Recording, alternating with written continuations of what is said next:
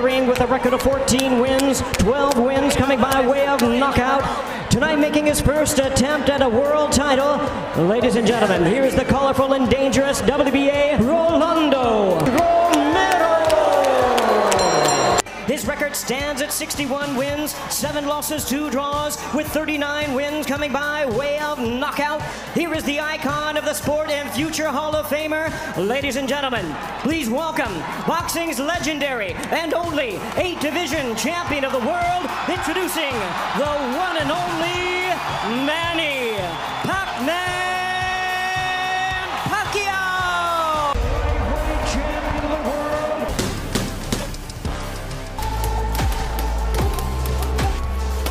He says you're his legacy fight. Rolando, he says you're his legacy fight. What's next for Rolly Romero? Manny Pacquiao. Does Pacquiao get through Barrios and get the WBC welterweight championship?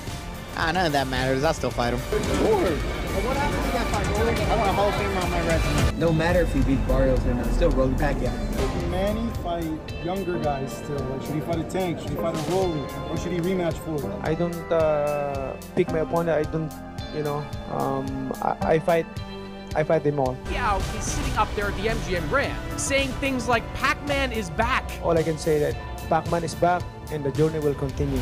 You gotta get your knocked out of the ring or something to say I'm done. I feel like that's a bad idea. It's a good money grab though, but I don't think his body is ready to take a shot like that. Said so after the Barrios fight. Who's it gonna be? That's the question. Any you think beats Rolly? Yeah, I think a decision to me. I think he outboxes him. I think that he's more experienced. I think that he confuses him. Rolly sometimes leaves you wondering, like, is he even that good? I give Manny a good chance to win against Romero. He gonna take his time. But then the flip side, because you gotta talk about both fighters. Rolly gonna be shaky. How does he do Rolly and Pacquiao? Oh. I think Manny might actually win. He get in that ring and he ain't up here, if he ain't all the way focused, bro, he gonna get beat by Manny Pacquiao. Yeah, if they gonna do it, he gonna get beat by Manny Pacquiao. I don't pick my opponent. I don't, I fight them all. All I can say that Pac-Man is back and the journey will continue. Pacquiao, knockout lang kuno daw ang aabutin sa makakalaban ngayon na si Rolando Romero. Kilala si Rolando Romero na mayroon din talagang lakas at diin ang mga suntok nito na pinapakawalan, na kung saan isa siya sa mga boksingerong nagpahirap kay Gervonta Tank Davis. Bagamat hindi po mas pinagbibigyan ng pansin itong si Rolly Romero ang kanyang mga jab, ay ang matatalim naman ito ng mga hook ang talagang gumigiba sa kanyang mga nakakalaban. At ang mga ganitong klase na hook din talaga mga idol ang nagpahirap at nagpatulog dito sa ating pambansang kamao na si Manny Pacquiao noon. Kaya sinasabi po ng ilang mga boxing analyst doon sa bansang Amerika na itong si Rolando Romero ang susunod na di umanong makapagpapatulog sa ating kababayan at tuluyang makapagpaparetiro sa ating pambansang kamao na si Manny Pacquiao. Ngayon mga idol, alam nyo po ba, maraming nababahala sa mga nagiging hakbang ng ating pambansang kamao Manny Pacquiao ngayon dahil sa parabang limitado na ang kanya na namang pagsasanay na gagawin upang mapaghandaan ng gusto ang kanya ngayong paparating na mabigat na laban dito sa 147 pounds welterweight division, na kung saan 3 buwan nga lang ay atin pumuling makikitang lumaban ang ating pambansang kamao Manny Pacquiao sa mas batang kampyon. Sa nakaraan po kasing laban ni Pacquiao sa WBC welterweight world champion na si Mario Barrios, ay sinabi ni Pacquiao na kulang kuno ang buwan ng kanyang pagsasanay para sa gayon ay paghandaan si Barrios. Pero dito sa pagkakataon po kasing ito mga idol, nababahala muli ang mga Pinoy dahil sa mukhang kukulangin muli ng panahon itong si Pacquiao para sa gayon nga ay mapaghandaan ang kanyang mabigat na laban sa matunog na pangalan na kanyang kakaharapin sa unang buwan ng taong 2026. O tama po kayo ng pagkakarinig mga idol, dahil sa buwan ng Enero sa susunod na taon ay muli na kunong lalaban si Pacquiao para harapin itong WBA welterweight world champion na si Rolando "Rolly" Romero. Si Romero po talaga ang napipsil na pwedeng makalaban ni Pacquiao nung mauwi sa tabla itong laban niya kay Mario Barrios.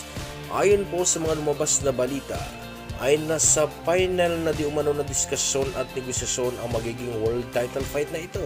Isa ito sa mga gustong mangyari na laban ng ating pambansang kamao dahil sa mayroong pagkakataon na mabasag niya ang kanyang sariling legasiya.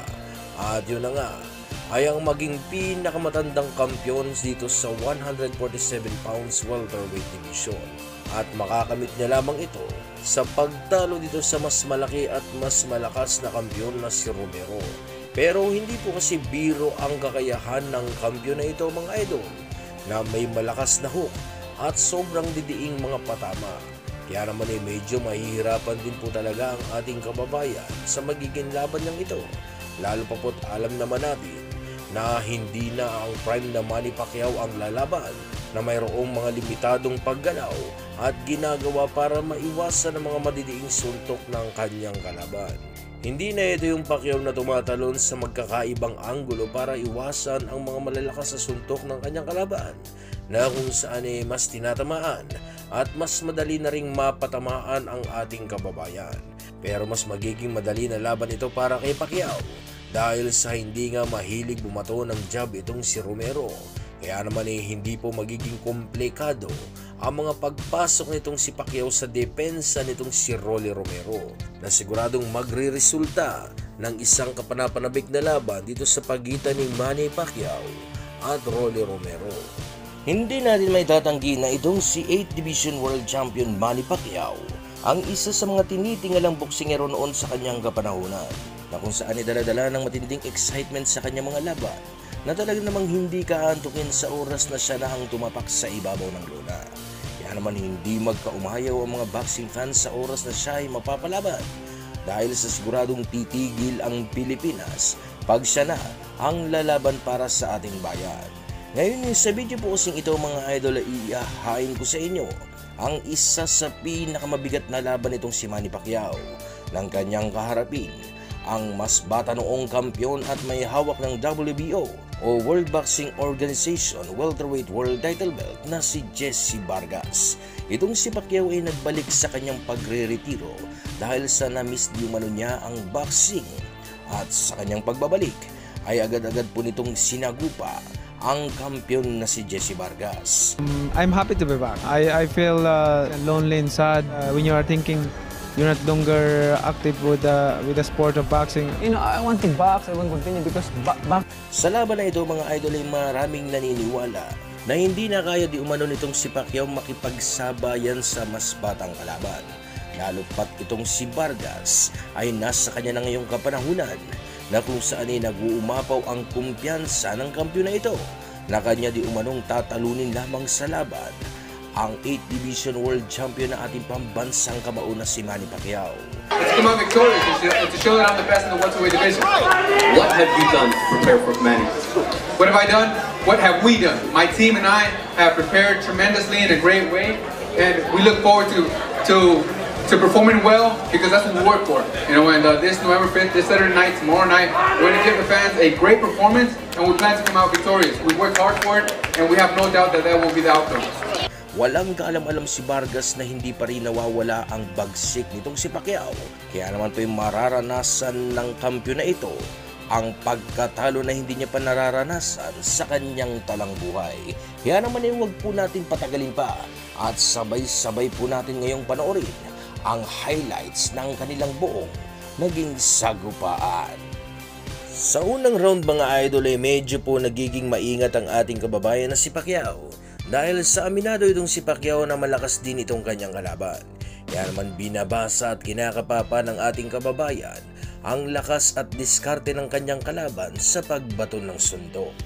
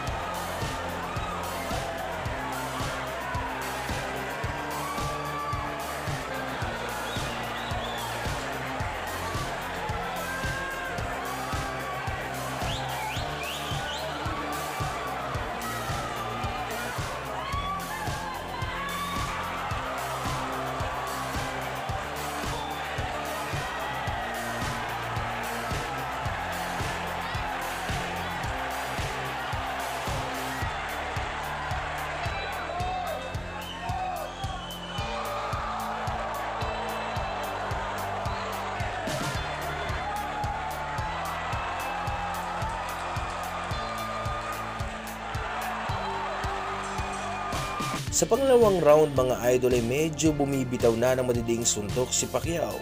Gusto ni Manny Pacquiao na makakuha ang round 2. Kaya lamang kasi ay desidido ang kampiyon na si Jesse Vargas na makakuha ang face ng laban. Pero hindi niya inaasahan ang mangyayari dahil sa lalagapak pala ang kanyang puwetan sa lakas ng suntok na pinakawalan nitong si Manny Pacquiao.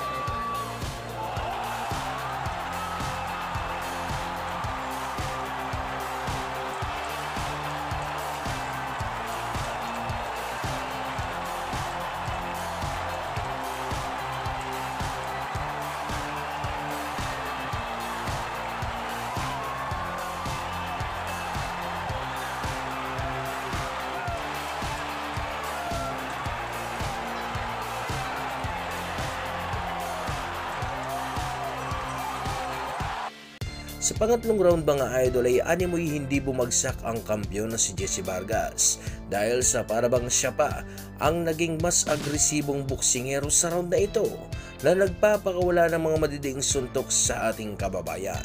Di naman inaayaan ni Pacquiao na mangyari ito. Kaya naman malalakas na suntok din po ang pinakawala ni Pacquiao kung saan nga ay nagsimula ng maglaro ang ating kababayan.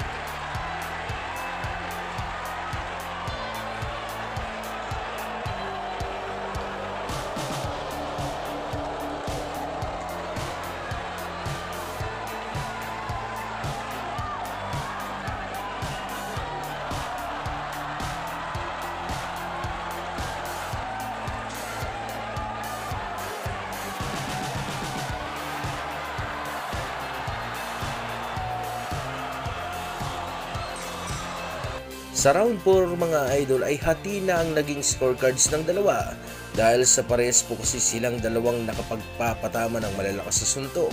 Pero ang round na ito ay binigay po kay Jesse Vargas mga idol dahil sa may isang kanang malakas na suntok na naipatama itong si Jesse Vargas sa mukha ng ating kababayan.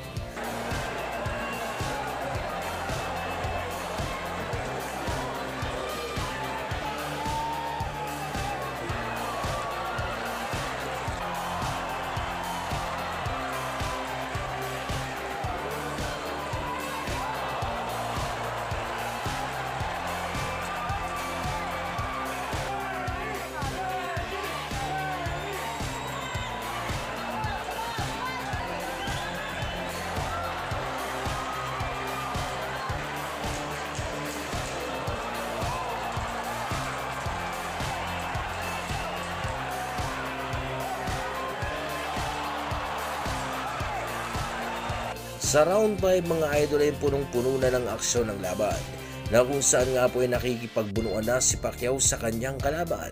Hindi naman basta-basta nagpapadaig itong si Jesse Vargas dahil sa agad-agad po kasi itong bumabato ng maraming suntok sa tuwing pumapasok na sa kanyang depensa ang ating kababayan.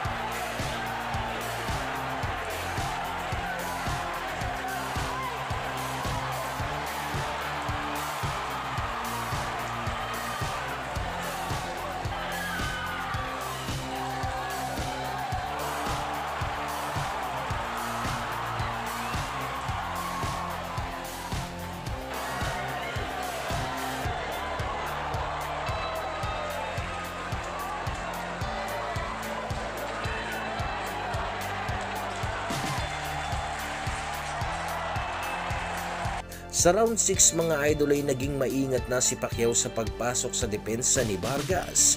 Napag-alaman na po kasi ni Pacquiao na medyo malakas din talaga ang mga suntok nitong si Jesse Vargas na nagagawa siyang mayanig kung saan ay nawawala ang kanyang balanse.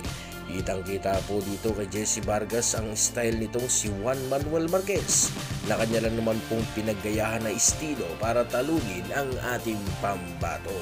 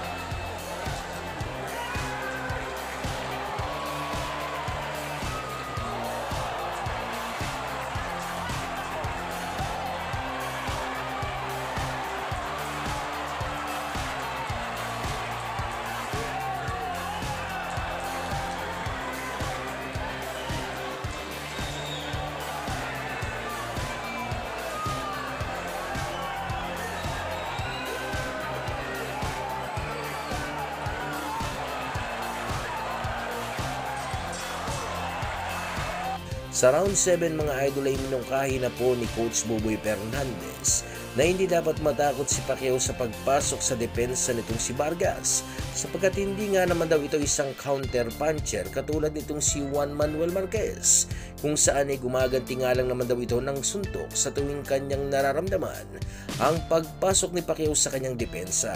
Kaya naman ay nagsimula muli ang bagyo mula sa ating pambansang kamao.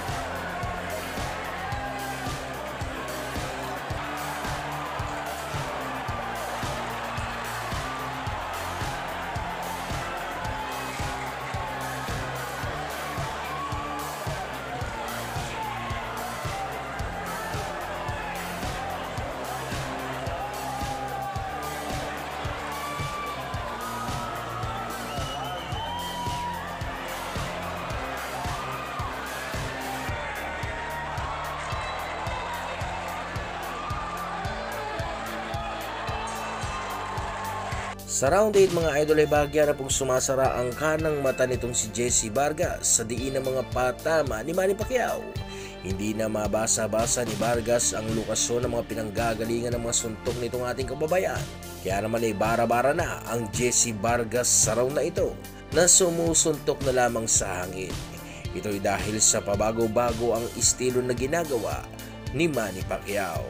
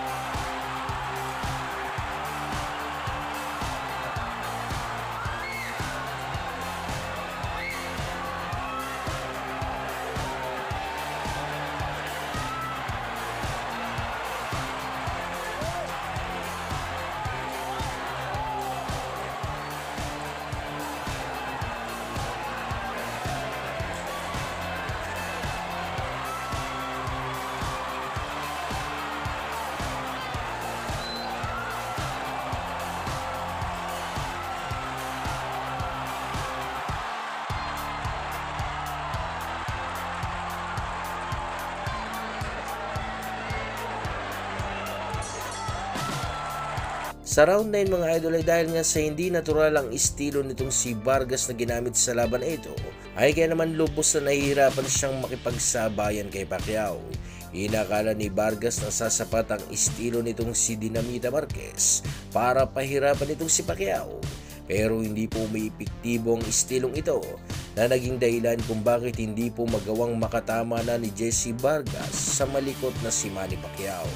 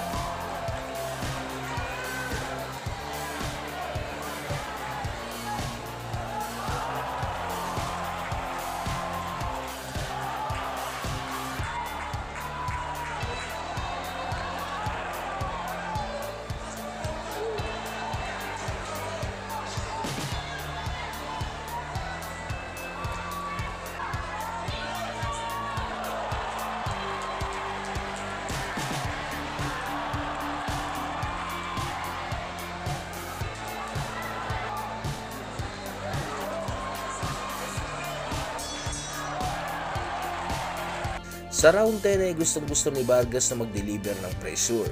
Kaya lamang ay hindi malaman-laman itong si Vargas sa kung papaano niya nga ba ito maisasagawa.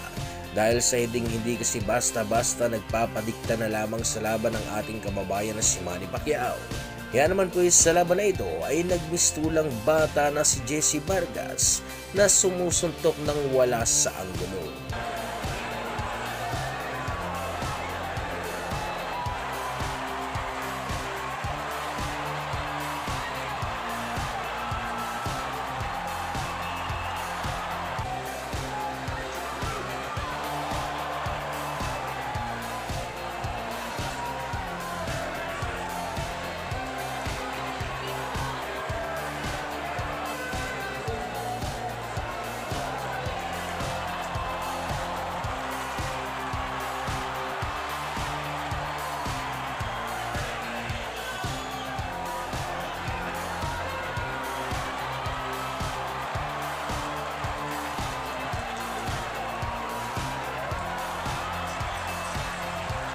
Sa round 11 mga idol ay hindi na alam ni Jesse Vargas sa kung paano niya nga ba pupuruhan itong si Pacquiao.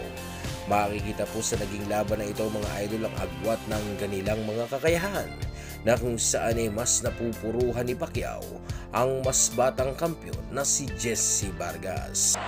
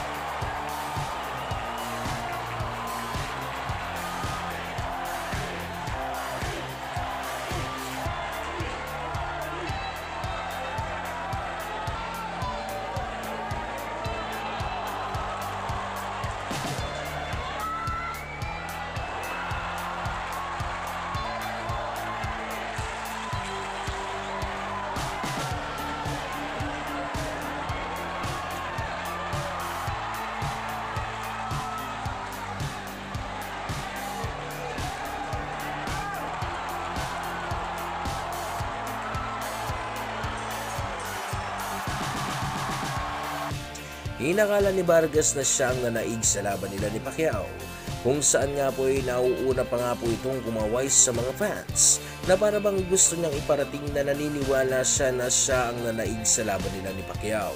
Pero katulad nga ng inaasahan mga idol, ay dahil nga sa mas maraming naipatamang malalakas sa suntok itong si Pacquiao, ay kaya naman siya ang nanaig sa laban at nag-uwi ng WBO welterweight world title belt.